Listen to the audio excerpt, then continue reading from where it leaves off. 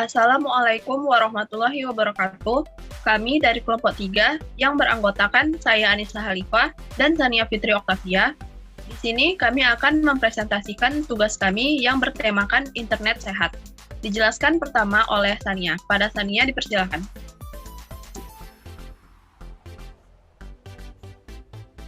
Baiklah, langsung saja yaitu pembahasan.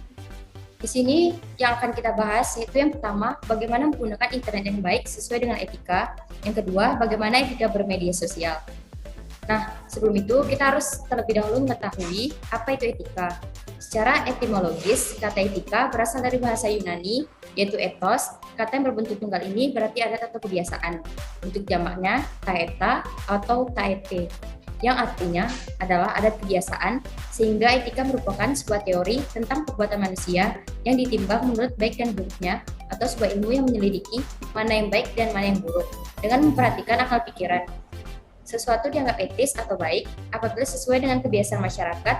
Pengertian lain tentang etika ini ialah sebagai studi atau ilmu yang membicarakan perbuatan atau tingkah laku manusia, mana yang dinilai baik dan mana pula yang dinilai buruk. Yang pertama, yaitu menggunakan internet yang baik sesuai etika. Nah, etika penggunaan media massa dalam penyampaian informasi itu terdapat komunikasi. Dalam proses komunikasi, terdapat 3 unsur yang paling utama yang harus mendapat perhatian. Ketiga unsur tersebut adalah penyampaian, penerima informasi, pesan yang disampaikan, dan media yang digunakan dalam proses komunikasi. Seseorang penyampaian dan penerima informasi harus memiliki sifat-sifat berikut. Yang pertama yaitu beriman. Nah, seperti yang telah dijelaskan pada hadis berikut ini, yang artinya Abu Hurairah mengatakan bahwasannya Rasulullah SAW telah bersabda, barang siapa yang beriman kepada Allah dan hari akhir, maka hendaklah berkata yang baik atau diam. Hadis riwayat Bukhari. Kemudian juga harus memiliki sifat selektif. Selektif dalam penyampaian informasi sangat penting, terutama dalam menyaring informasi. Seperti yang telah dijelaskan pada hadis riwayat Muslim, yang artinya dari Abu Hurairah berkata, Rasulullah SAW bersabda, cukuplah seseorang dikatakan berdusta apabila menceritakan setiap apa yang didengarnya. Kemudian juga harus memiliki sifat jujur.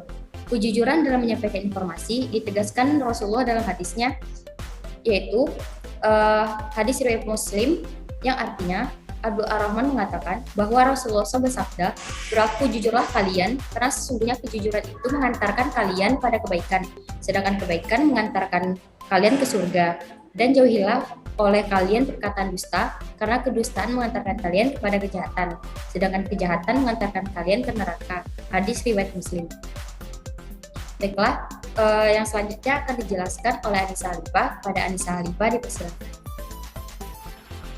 Terima kasih kepada Sania. Berikutnya yaitu bagaimana etika bermedia sosial.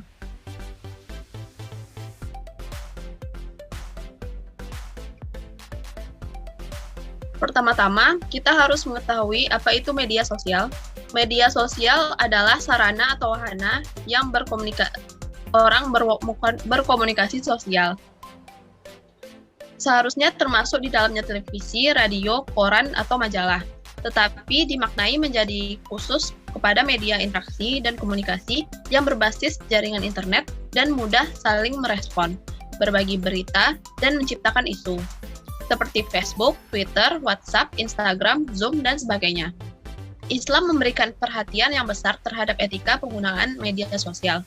Hal ini dibuktikan dengan diaturnya etika penggunaan media sosial dalam Al-Quran Surah Al-Ahzab ayat 70, yang artinya, hai orang-orang beriman, bertakwalah kepada Allah dan katakanlah perkataan yang benar. Berikutnya yaitu jenis-jenis media sosial. Yang pertama ada collaborative projects. Collaborative projects yaitu suatu media sosial yang dapat membuat konten dan dalam pembuatannya dapat diakses khalayak secara global. Yang berikutnya yaitu ada blogs and microblogs, yaitu aplikasi yang dapat membantu penggunanya untuk menulis secara runtun dan rinci mengenai berita, opini, pengalaman, ataupun kegiatan sehari-hari. Yang ketiga, yaitu content communities, yaitu sebuah aplikasi yang bertujuan untuk saling berbagi dengan seseorang baik secara langsung maupun tidak langsung.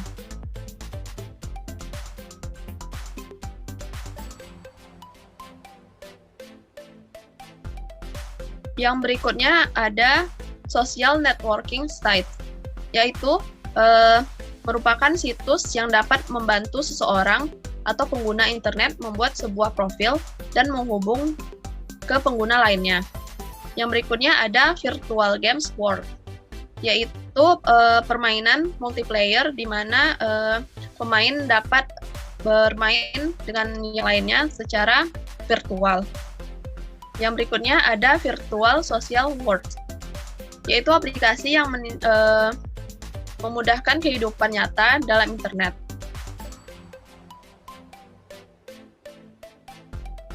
Berikutnya yaitu penggunaan media sosial menurut Islam.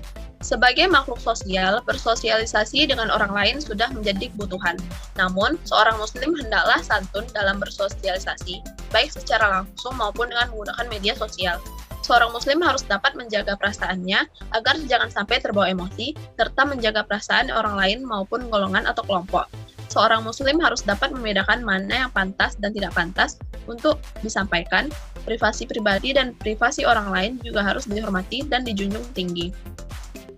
Dalam hadis yang diriwayatkan oleh Bukhari menjelaskan bahwa Rasulullah SAW bersabda, yang artinya, orang muslim yang baik adalah orang muslim yang lainnya aman dari gangguan ucapan dan tantangannya. Dan orang-orang yang hijrah atau tergolong kelompok muhajirin adalah yang meninggalkan apa-apa yang dilarang Allah. Berikutnya yaitu etika penggunaan media sosial berdasarkan tuntunan Al-Quran. Yang pertama, menyampaikan informasi dengan benar.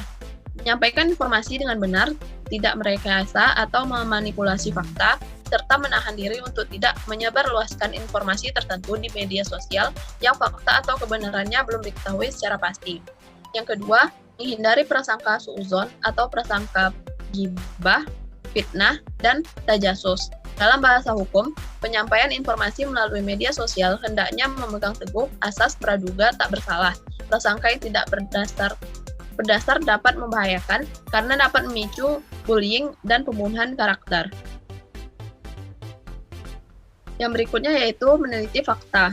Untuk mencapai ketetapan data dan fakta, seorang muslim hendaknya mengecek dan meneliti kebenaran fakta dengan informasi awal yang diperoleh agar tidak terjadi ghibah, fitnah, dan tajasus.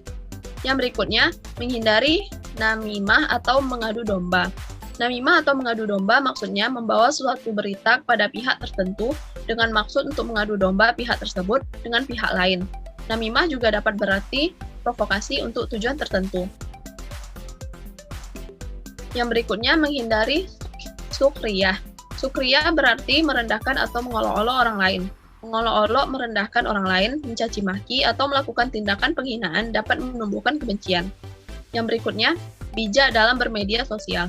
Setiap muslim hendaknya bijak dalam menggunakan media sosial dengan mengedepankan etika, logika, dan perasaan serta berbagi nasihat yang baik, bijak, dan ikhlas.